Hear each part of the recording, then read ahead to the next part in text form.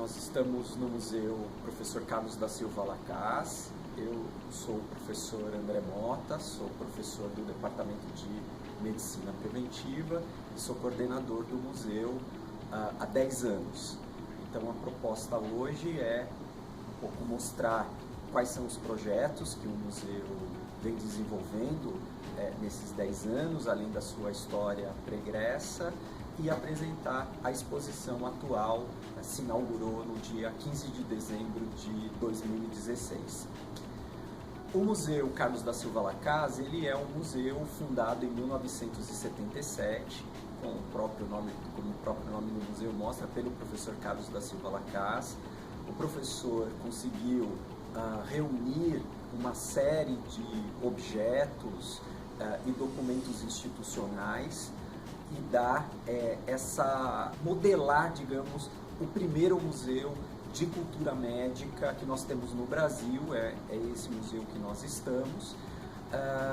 Esse museu, até 2002, esteve sob a direção do professor Carlos da Silva Lacaz. Ele tinha um outro formato, do que nós vamos mostrar para vocês, e a partir de 2007, o museu passou a receber um novo projeto institucional e museológico, e eu assumi as atividades junto à equipe para, digamos assim, reatualizar o museu dentro das novas necessidades e novas possibilidades que ele teria de ser um museu público, voltado ao conhecimento da saúde pública também e da formação e do conhecimento médico. Esse museu atualmente ele possui 3 áreas, digamos assim, que funcionam entre si, interligadas.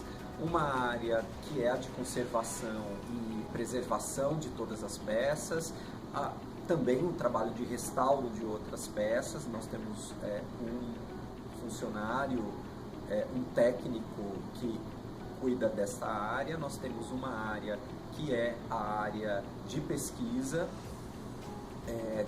histórica, porque nós conseguimos, além da documentação do professor Lacaz, reunir corpus documental de livros, documentos institucionais, fundos pessoais, documentos iconográficos que formam então o nosso acervo, e uma área de ensino também no campo da história das práticas médicas e de saúde no Brasil e no mundo.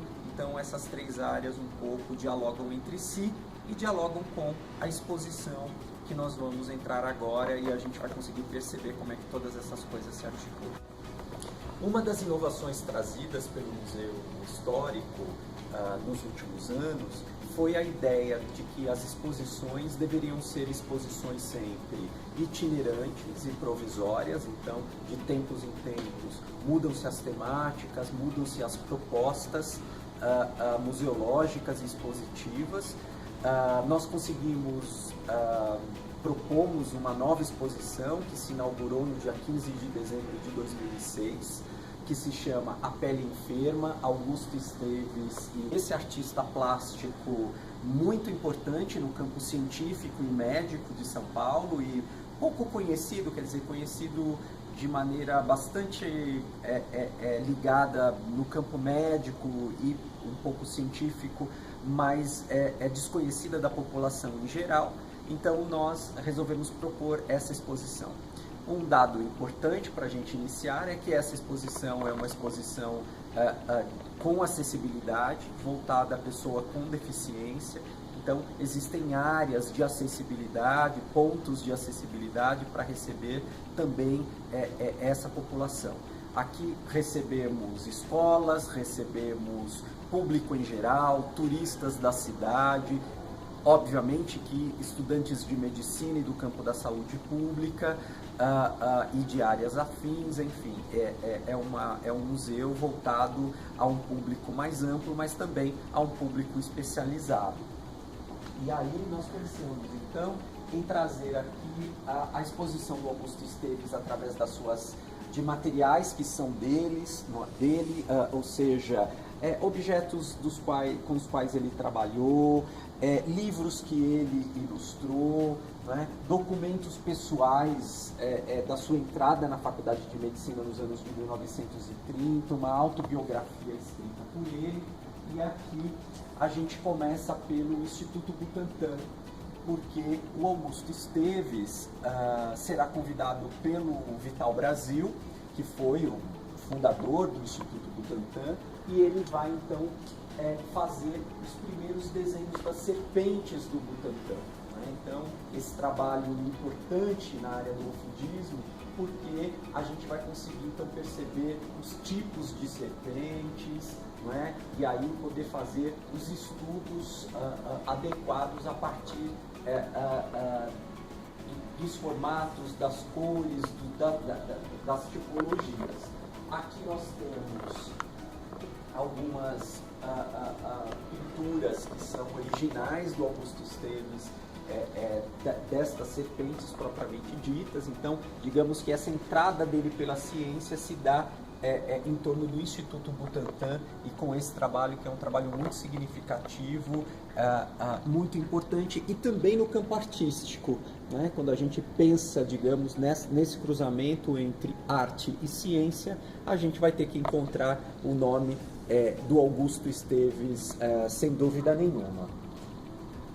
Depois nós vamos adentrar um pouco o campo da medicina. Então, nós resolvemos trazer uma primeira, digamos, um primeiro ambiente em que Augusto Esteves vai encontrar para o seu trabalho na Faculdade de Medicina.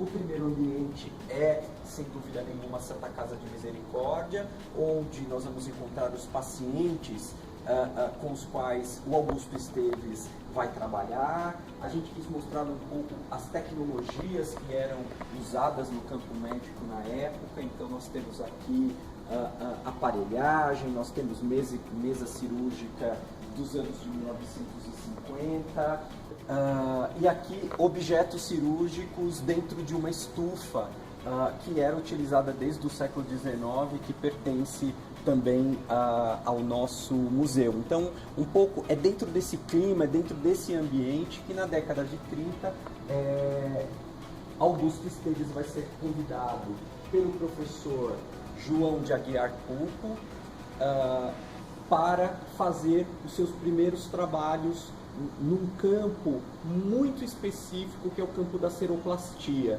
Né? Então ele vai fazer objetos em cera no campo da medicina legal, e aí nós trouxemos um pouco tanto o campo da identificação, como das primeiras doenças da área dermatológica em cruzamento com a medicina legal, os primeiros desenhos que ele vai fazer de classificação, muito ligado ao campo, inclusive, da eugenia, né? Do que era um corpo normal, a ideia de normalidade, a ideia de idealidade. Então, tudo isso passa também pelos desenhos do Esteves, e, obviamente, que os estudantes aprendiam e estudavam com isso. E aqui,